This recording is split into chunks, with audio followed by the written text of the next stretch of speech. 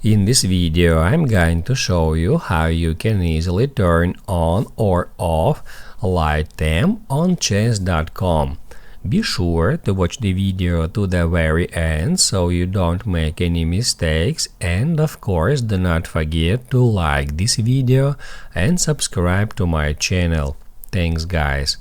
So let's get started, and first off, go to chess.com on your web browser, and then all we have to do in order to change this default dark theme to light theme is just click right here at the bottom left corner where it says Light UI.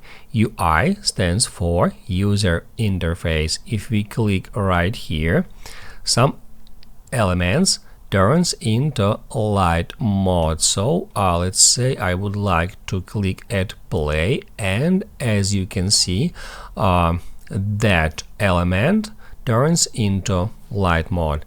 We can in any time click right here. Now it says dark UI. If we click right here, it turns back into default dark theme.